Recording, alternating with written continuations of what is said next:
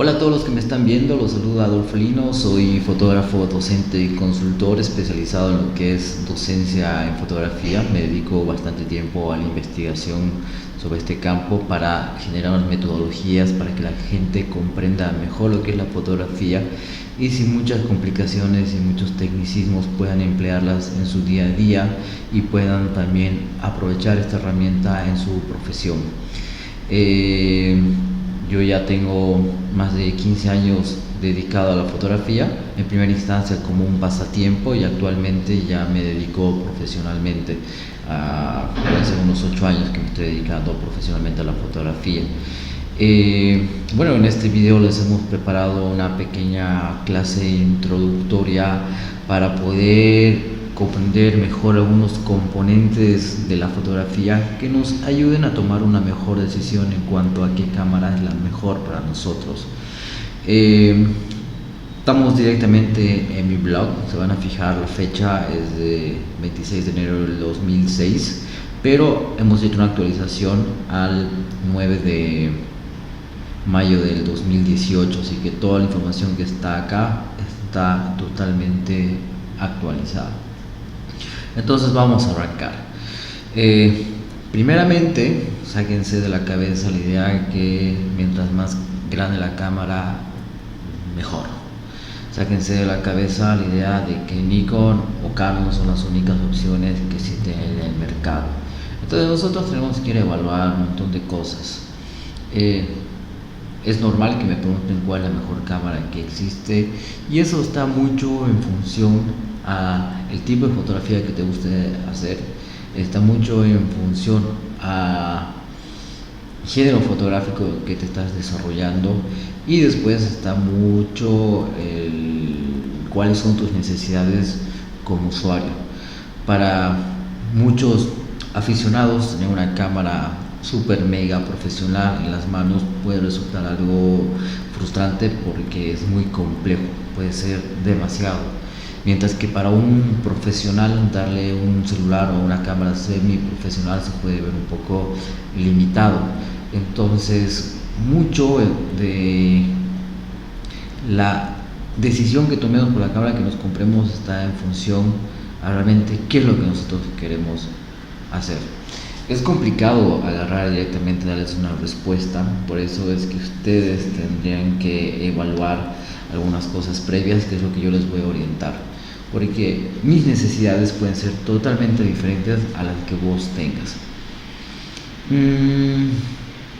Hay ciertas cosas que nosotros tenemos que respondernos conscientemente para empezar a tener más claro el panorama, y una de esas es preguntarme hasta dónde quiero llegar con la fotografía. Después tenemos que preguntarnos qué tipo de fotografía es la que queremos hacer. Y tiene que ser una respuesta muy sincera porque nos puede ahorrar mucho tiempo, nos puede ahorrar disgustos y nos puede ahorrar muchísimo dinero. Otra cosa que debes responderte conscientemente es que si quieres hacer fotos todo el tiempo, es decir, es las personas que está caminando, está en un evento, está en un restaurante, está en una reunión, lo que sea, está haciendo fotografías o está por la carretera, etcétera, y quiere tomar tomas, quiere hacer imágenes. O después ya quiere tener momentos dedicados exclusivamente a la fotografía. Es decir, salirme los fines de semana, irme a un viaje, hacer mis sesiones, etcétera. O también tengo que preguntarme si realmente quiero hacerlo de forma profesional, porque ahí estamos hablando ya de cosas muy diferentes. Y la tercera cosa que uno debería responderse muy sinceramente es hasta cuánto estás dispuesto a invertir en una cámara fotográfica.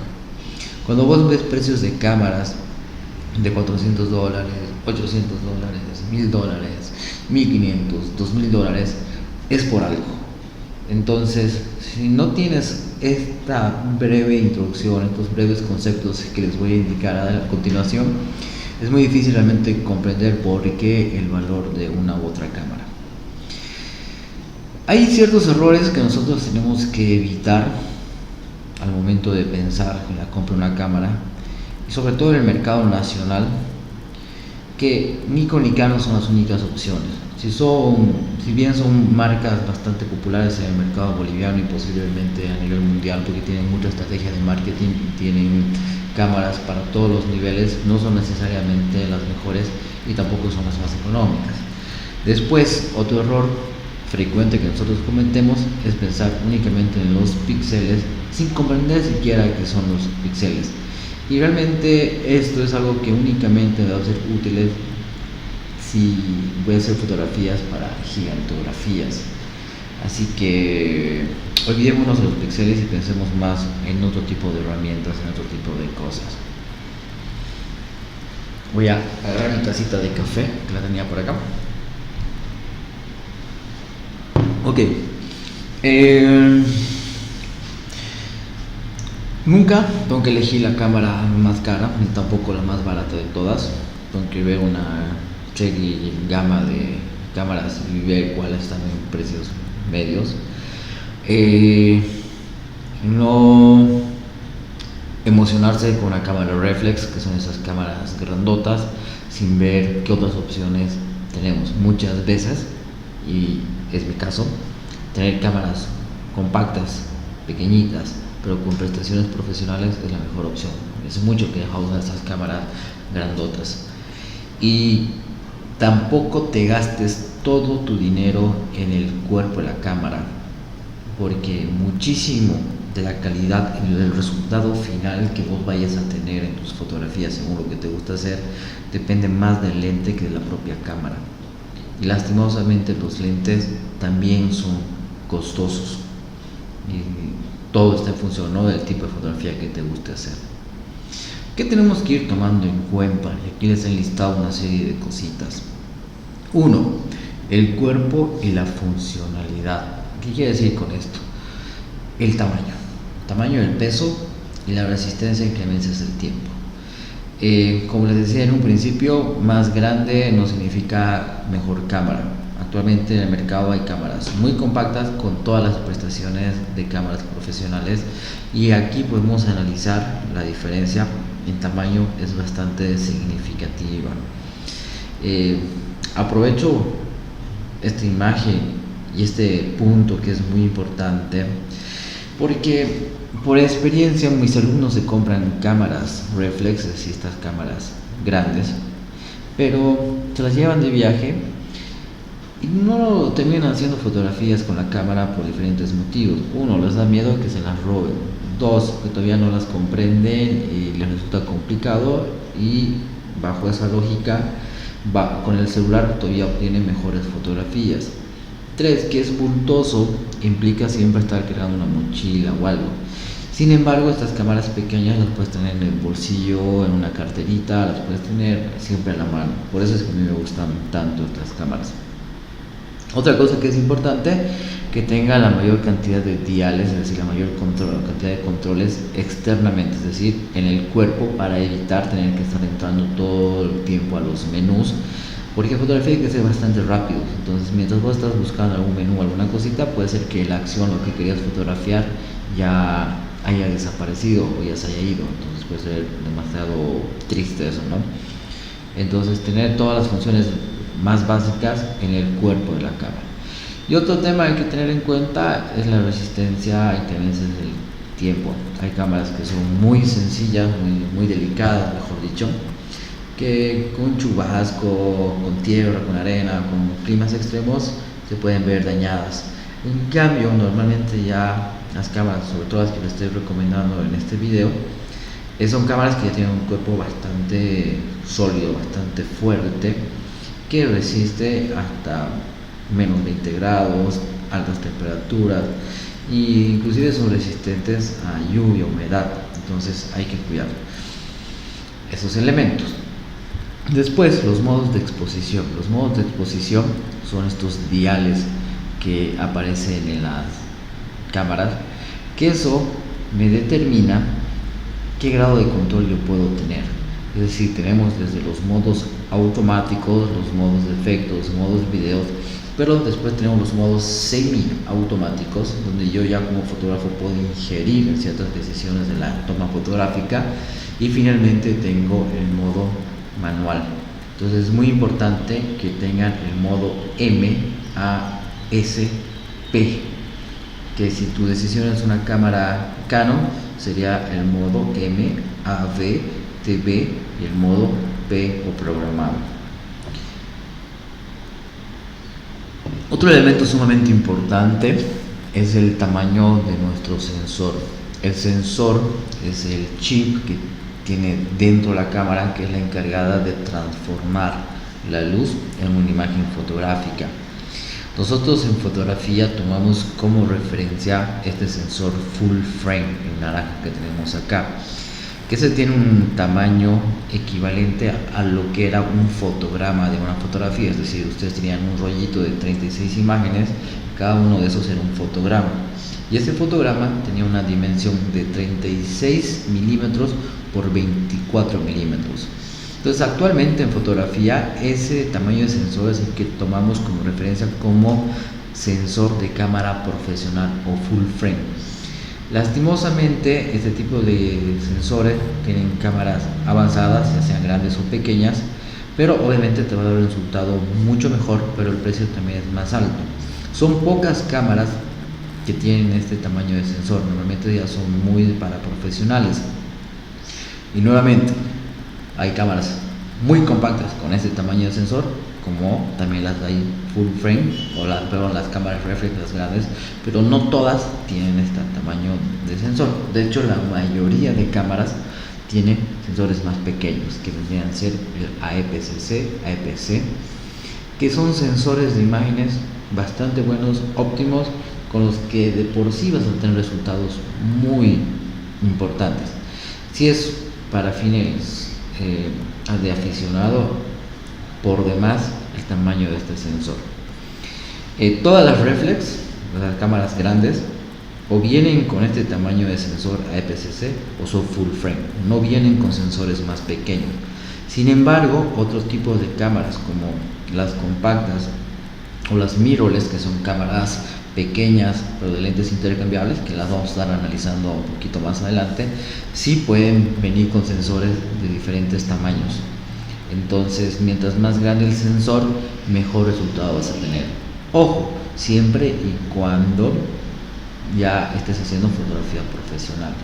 Desde mi punto de vista muy sincero, con sensores de micro 4 tercios, inclusive de 1 pulgada, podemos hacer cosas fantásticas. Más aún si solamente son para redes sociales o páginas web, etc. Para que tengan idea, este es el sensor full frame de una cámara profesional, y este micro 3 medios vendría a ser el sensor de un celular de alta gama.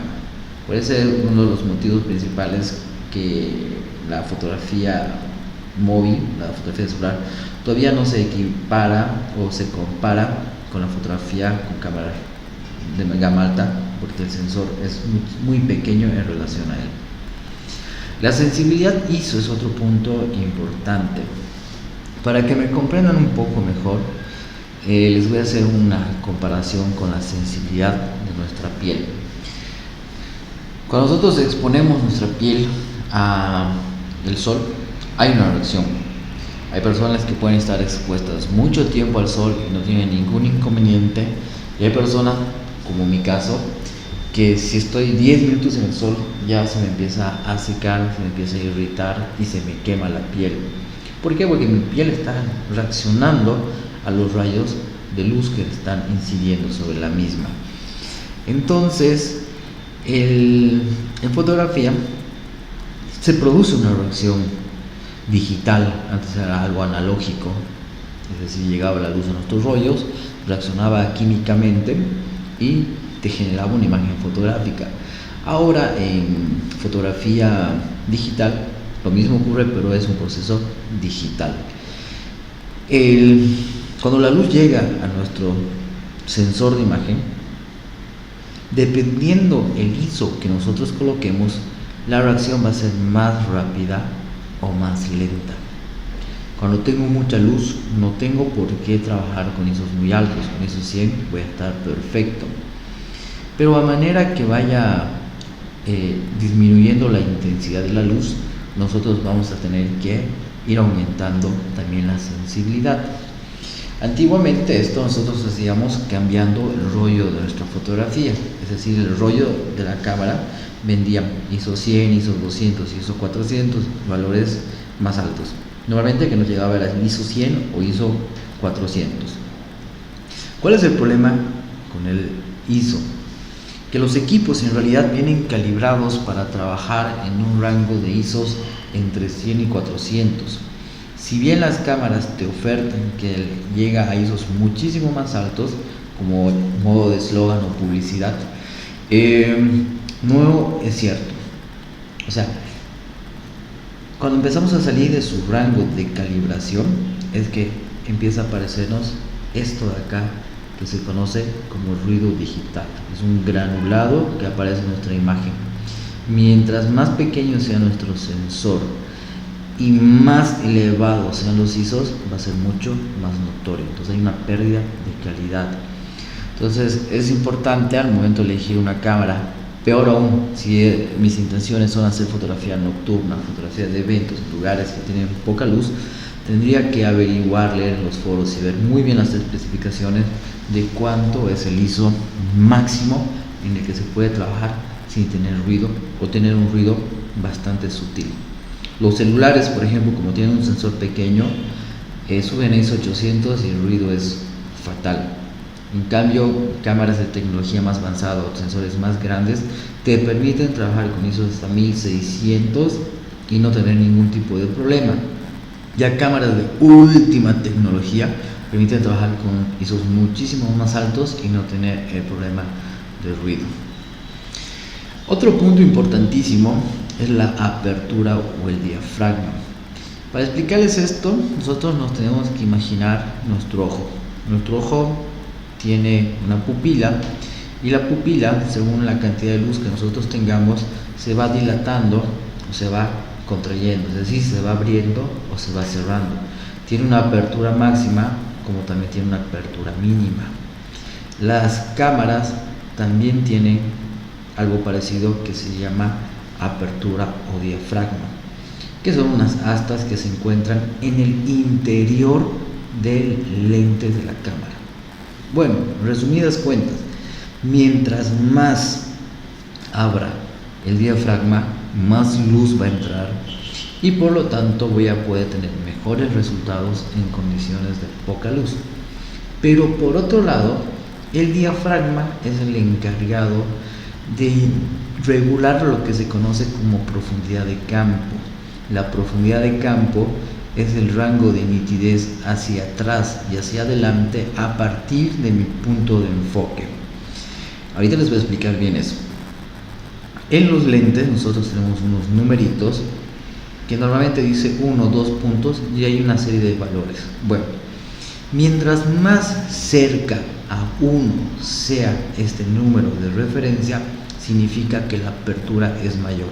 Por ejemplo, esta cámara es un lente 1.8, entonces es un lente considerado luminoso.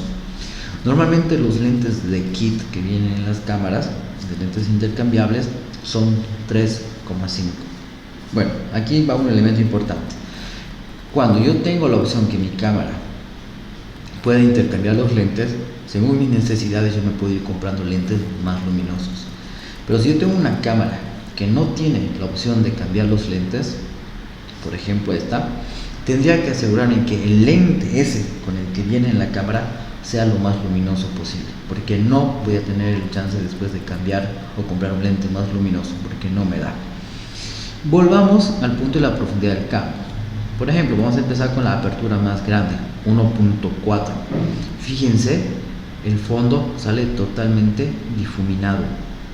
Mientras que si nos vamos a un F32, o sea, totalmente cerrado, la profundidad de campo es mucho más amplia. ¿Ven? 1.4 tengo al sujeto nítido y el fondo totalmente difuminado. En cambio, con un F16, este otro ejemplo, tengo tanto al sujeto como el fondo nítido.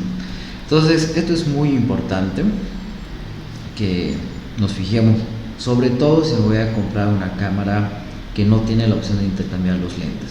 Este mismo ejemplo va para los celulares. Cada móvil viene con una apertura máxima diferente a otras marcas y yo tendría que considerar como punto a favor el lente o el celular que tenga la mayor apertura. Simplemente tienen que fijarse en las especificaciones técnicas de la cámara o en el manual y les va a decir esto. Como se darán cuenta en este punto, que si les gusta generar este tipo de efectos, no depende tanto de la cámara, sino va a depender del lente que ustedes compren más adelante. Otra cosa que es importante fijarnos es la distancia focal. La distancia focal se refiere al alcance que tiene nuestro lente. Es decir, puedo tener un lente angular que tiene un ángulo de visión sumamente amplio, o puedo tener un teleobjetivo que me acerca a las cosas, pero mi ángulo se va recortando. Entonces, desde un lente ojo de pez que yo puedo tener un ángulo de visión de 180 grados hasta un teleobjetivo de 800 milímetros que me acerca un montón, pero mi ángulo de visión se reduce. No existe en el mercado un lente que te aproxime y te mantenga el ángulo de visión. Para eso ya tendremos que utilizar técnicas avanzadas como la fotografía panorámica.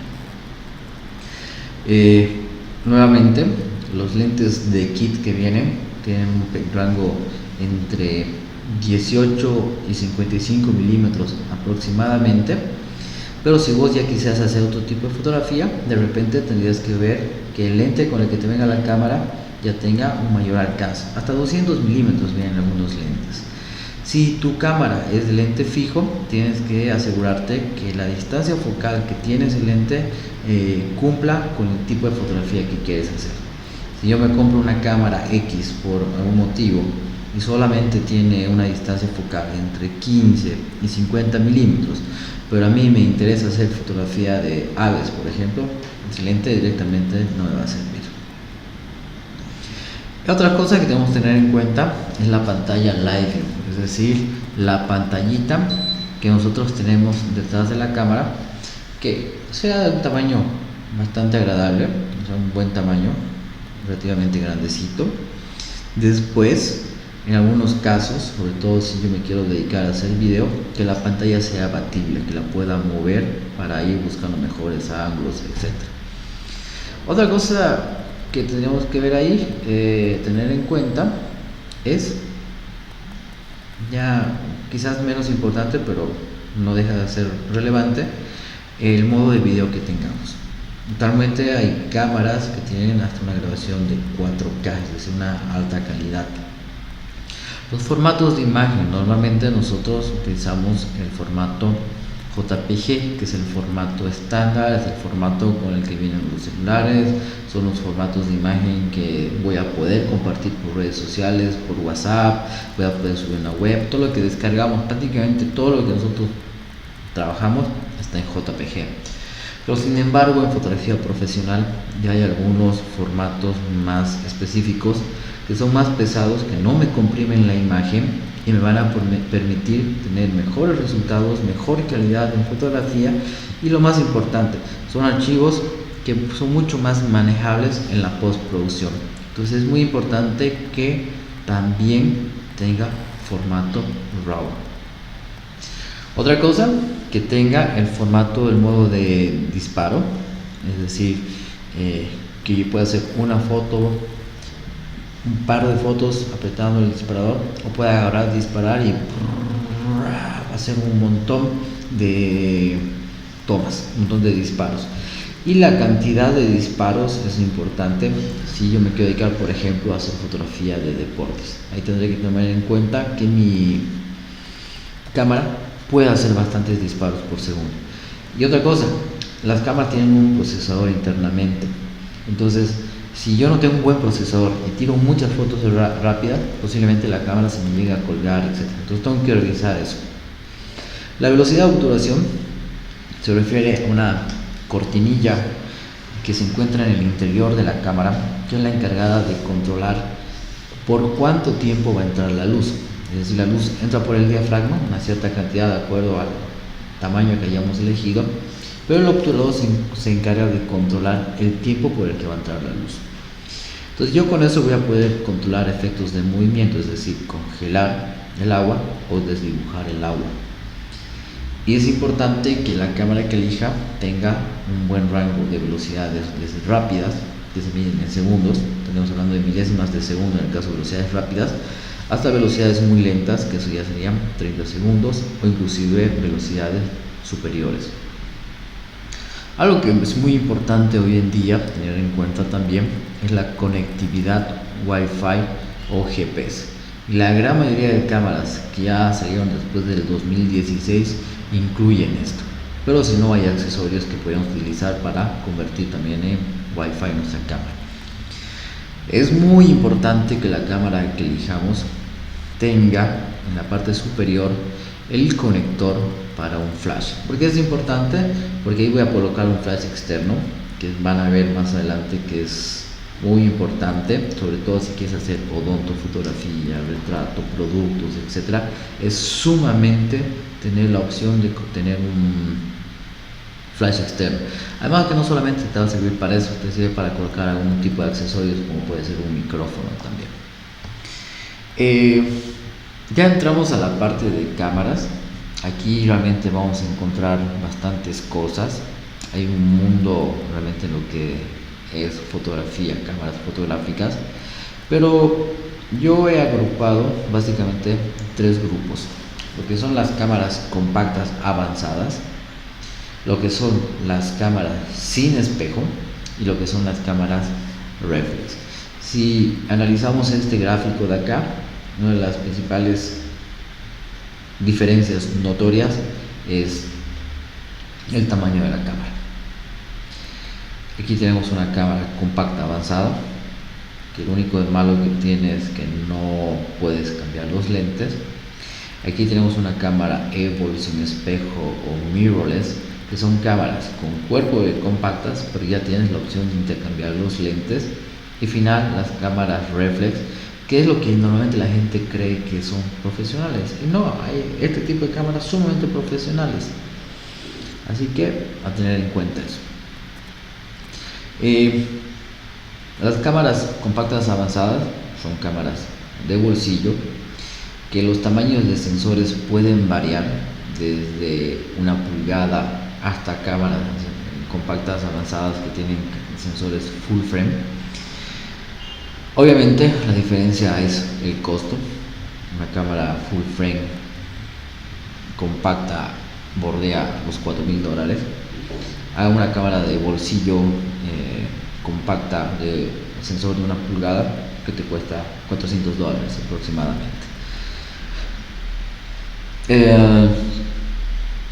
¿Qué hay que tener en cuenta en esto? Que los lentes no los voy a poder intercambiar, es decir, que voy a tener que trabajar todo con el lente que ya viene de la cámara. Por eso tengo que asegurarme que tenga una cobertura de distancia focal óptima según lo que yo necesito. Tengo que asegurarme que tenga una buena luminosidad, es decir, una apertura bastante buena, y que tenga la mayor cantidad de controles diales, todo lo que les he mencionado anteriormente, en el cuerpo de la cámara, y que tenga un tamaño de sensor óptimo. Recomendable tamaño de sensor para este tipo de cámaras sería de este tamaño para arriba. Aquí está, de 1 pulgada para acá. Full frame olvídense porque son sumamente costosas, pero sí podemos trabajar tranquilamente. Van a encontrar mucho este tamaño de sensores. Óptimo, buenísimo, sumamente recomendable. Después tenemos las cámaras sin espejo, que son cámaras de tamaño compacto, pero tienes todas las opciones para intercambiar los lentes según tus necesidades. Al igual que en las cámaras de gama alta, hay que revisar todos estos puntos, porque también hay algunas cámaras sin espejo mirrorless sumamente sencillas que no te permiten hacer absolutamente nada, ni siquiera tienen modo manual, nada. Entonces, fijaros el tamaño. Si yo quiero una EVOL, pero ya una vez dentro de estas opciones, ver qué es lo que mejor me conviene y que tenga prestaciones avanzadas. Y finalmente tenemos las cámaras reflex, que son estas cámaras grandes, que también hay que tener en cuenta en eso, que no todas son pro. Hay cámaras reflex, que es lo que la mayoría de las personas tienen, que son cámaras bastante buenas, pues son cámaras para aficionados, no son profesionales. Las cámaras reflex profesionales o las full frame son cámaras recomendables únicamente para aficionados bien avanzados o fotógrafos profesionales, y también son cámaras mucho más costosas. Bueno, aquí está lo que les va a interesar. ¿Qué cámaras yo les recomiendo por mi experiencia, porque las he manejado, porque las conozco? Primero, he hecho una separación por precios en cada uno, tanto de compactas avanzadas como mirrorless o como reflex, según sus presupuestos. Es decir, cámaras que están por debajo de los $500, cámaras que están entre los 500 y los $1000 y cámaras que están por encima de los $1000. En cada uno de estos links tengo un precio aproximado de referencia de una página de Nueva York que se llama VH, que es una cámara donde normalmente yo hago mis compras. Y si ustedes hacen clic acá donde está el nombre de la cámara, les va a direccionar a una página, se llama Sataka Photo, donde van a poder ver una descripción y un análisis e imágenes de muestra de este respectivo modelo. La G5 es una cámara espectacular que tiene una apertura bastante grande,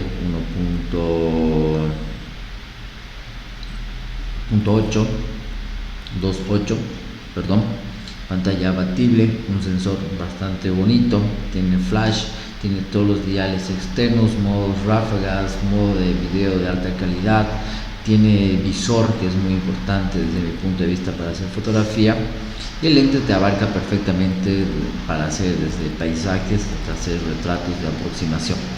Claro que si ya quisieras hacer fotografía de naturaleza o algo que necesite más aproximación, no harías esa limitante, no te podría hacer. Una cámara similar es esta G1X, tiene un precio un poco más elevado, que la principal diferencia con la G5X es el tamaño del sensor. Este tiene un sensor que prácticamente duplica al de la cámara mencionada anteriormente. Una cámara compacta, muy linda, que ha ganado muchos premios y es altamente recomendada para viajes y para fotógrafos que les gusta hacer fotografía callejera, es la X100F. Como extra puse estas Olympus Pen, que viene con un lente 14-42 milímetros, es decir, un lentecito angular, que tiene la característica que la pantalla es abatible pero se gira hacia atrás, cosa que te permite mirarte para hacerte unas selfies. En el caso de estas cámaras no he encontrado un modelo que realmente valga la pena y que yo lo recomiende por debajo de los $500. Nos vamos a las cámaras Evol, que son cámaras profesionales pero de tamaño muy pequeño y puedes intercambiar los lentes. Les recomiendo la X-T20, con la que yo he trabajado un buen tiempo, realmente es fantástica. Si quieren algo más sencillo, puede ser una Alpha 6500 o una Fujifilm X-T2. Se dan cuenta que ahora este tipo de cámaras tienen precios bastante costosos. Si tuvieran el chance de conseguir modelos antiguos como la X-T10, la Sony Alpha 6000 o la Fujifilm X-T1, o sea, las predecesoras de estas que recomiendo, son bastante buenas, creo que ya no las fabrican y el precio está por la mitad prácticamente, así que les podría recomendar ese tipo de cámaras. Ahora, si queremos una cámara reflex, ahí sí tenemos diferentes modelos. Tenemos desde la más básica, que es la más recomendable para fotógrafos que están empezando en el mundo de la fotografía, que sería esta Nikon D3400, que viene con un lente kit que ustedes pueden ir intercambiando posteriormente. Si quieres quizás algo touch y con una pantalla abatible, te podría recomendar la Nikon D6500. Básicamente la diferencia con la anterior es que tiene pantalla abatible y es touch. Pero fíjense que el precio también son $300 de diferencia, que yo personalmente preferiría comprar un lente, un trípode o algún tipo de accesorio. Después, si queremos algo más profesional o realmente queremos tomar la fotografía en serio, tenemos la Nikon D7200, que en el mercado nacional, estos están con precios de mercado nacional, puedes conseguir por aproximadamente $1100. Una cámara altamente recomendable, pero compleja, o sea, realmente es para personas que quieren ir en serio en la fotografía. Y la última que les mencionaría, que es una cámara que ha salido en noviembre del año pasado, 2017, sería la Nikon D7500, que en tamaño y forma y funciones es igual a la anterior, a la 7200, pero tiene pantalla abatible, ya incluye modo de video 4K y te permite trabajar con ISOs sumamente altos como el 51000 y no tener nada de ruido. Así que si quieres trabajar fotografías con poca luz, fotografía nocturna, fotografía de eventos, es una cámara altamente recomendable. Ahora, como verán, todo va a estar en función al presupuesto que ustedes tengan y al tipo de imágenes que ustedes quieran hacer. Si te interesó alguna de estas cámaras de compactas avanzadas o estas cámaras sin espejo por el tema del tamaño, que es práctico, que lo puedes tener todo el tiempo contigo, pero ves realmente que tus presupuestos están alejados de esto, consultame, te puedo recomendar un tipo de cámara más en función a tu presupuesto. No las quise incluir porque tienen ciertas limitaciones, pero no significa que sean malas. Quizás porque yo ya soy un poco más exigente con el tema de las fotografías, no me dieron un buen resultado, pero de pronto para un aficionado puede ser sumamente óptimo.